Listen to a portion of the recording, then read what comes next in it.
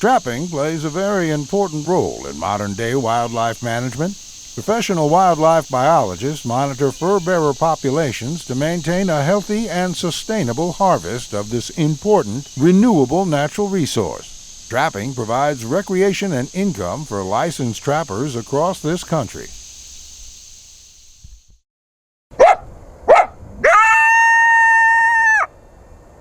The Fur Shed Series, brought to you by Hoosier Trapper Outdoors. Hoosier Trapper Supply, Leatherwood Creek Trapping Scents, HTS Productions, Hoosier Trapper Deer Scents, and Leatherwood Wildlife Art. All right, I power washed these traps a week ago and they've picked up some rust, and I'm gonna get ready to throw them in the dye, and I've got the wax going there. I've got a burner issue right there with that wax, so hopefully I don't catch anything on fire. But anyways, these are traps that we used on our Indiana line, and before we head to New Mexico, gonna run them through the dye and the wax. They were power washed. These most of these traps made a catch, so there was just a handful of others that hadn't made a catch, and I just went ahead and put them in all together. You know, we had made a post a week ago when we were power washing them and talked about traps, and there seems to be some confusion about that. You can continue to reset the same trap at the same location as many times or as many days as you need to. As long as you don't move that trap to a different location, it's fine. Everything smells the same. The trap, the ground, around the set, everything is the same. But if you take that trap and you move it to a new location, it's not a good idea, because the trap smells like the animal that you caught and nothing around it does. So what happens is the curious smell of that trap causes them to dig, and if they're digging, they're most likely not going to get caught. So you want to try to avoid that. Somebody had made a comment on Instagram that they don't do that and they just go ahead and go. Well, you can do that, but you're going to run into more problems. My time is very limited, so when I go out and I trap, I want everything to be the best case scenario that I can. And you know, yeah, you're going to go out, and if you put a dirty trap in the ground, yeah, you're going to go out and you're going to make some catches. But you're going to have a lot of misses. You're going to have a lot of flipped up traps. You're going to have a lot of dug up traps. So you can argue with me all day long about that one, but like I said, I want the best case scenario when I go out, and with the limited time that I have, when I'm out setting traps, or you know, I want things to be done to my best advantage from when I'm out there. So we're gonna continue with this trap cleanup.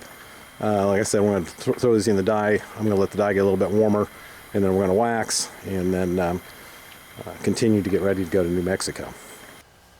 All right, continuing to get ready for this trip to New Mexico. Going through each trap at this point, got everything dyed, waxed, cleaned up. A lot of that stuff was already done, other than just a handful of traps that we used here in Indiana. So what I'm doing now is just going through, and I'm making sure everything's got trap tags on it. And you know, animals chew them off, or you know, what a number of things happen to them. Primarily animals chewing them off. So, and the ones that were used here in Indiana are more likely to be missing tags, because we had checked them earlier, and they had them. But Indiana actually does not require tags. We're one of the few states that doesn't. So we don't have to worry about it here. But most states that we go to, that we've trapped, do require tags. So I've got a couple here I need to put on that have been chewed off. And just like I said, just kind of going through, making sure everything is legal. And as we proceed to get ready for this trip, I will show you more stuff as we go along. All right, loading the truck up. I built a box last year, and I let it sit out in weather all summer. It's made out of plywood, so I want to get rid of that glue smell. And instead of using all the tubs, and I know I got a shadow here, but instead of using all the tubs, individual tubs, which are kind of nice for loading and unloading, well, unloading anyways, but then you got all these empty tubs, so that was kind of a problem, but it was good organization. So I built this tub, and it's got kind of a divider in it. So I've got traps on this side, and then on the other side I've got drags, and the traps go on to the other side just a little bit, but there's 10 dozen traps here basically, and there's 70 drags, and then we'll have the chain tie-offs I showed earlier. But that's kind of where we're at in terms of working on this, getting ready for this trip. You know, I'll continue to update this as I work on getting ready to head to New Mexico. All right, getting loaded up here. Got the box of traps in, got the pack baskets up on top of that. Got some coveralls up on there just in case. It's supposed to be cold when we get out there. I don't know how wet it's going to be though. So last year was bone dry, really dry. So got the freezer in there. Like I've always said, we carry these small freezers with us on these trips when, you know, it's just going to be coyotes, gray fox, and bobcats. So if it was a beaver or coon trapping trip, the freezer's not near big enough, but it'll work for what we're doing. And this box right here has just got all kinds of extra stuff in it. It's got our stakes in it, of course, but we carry all the duplicate sifters, trowels, sod busters, stake drivers, all that kind of stuff in there. The pack baskets up there got the appropriate equipment in them, and we need to get Justin's in here yet, but the rest of this stuff is all backup, and there's nothing worse getting on a trip and losing a trowel or a stake driver or whatever and not having a backup. So really important box. Hopefully we don't even need it, but if we do, we'll need the stakes. But if we do, we got it, and we're not out of commission. So anyways, that's what that is. This box right here, this toolbox is skinning stuff, and then this little toolbox has just got some screwdrivers and pliers and wire cutters and that kind of thing in it. Of course, a jack back there, and then this one, and here again, this one's got lure and urine and that kind of bait, that kind of thing in it. All the backup. We won't need all that when we're there, but we got it just in case. Believe it or not, we've run into other trappers on occasion. You know, they may need something too. So the other thing is, how about last year we were in some incredibly remote areas and got to thinking if we had an issue or whatever, you know, it would be a tough place to get help. So we picked this up last year. It'll jump your vehicle, it'll pump your tires up, just kind of a good emergency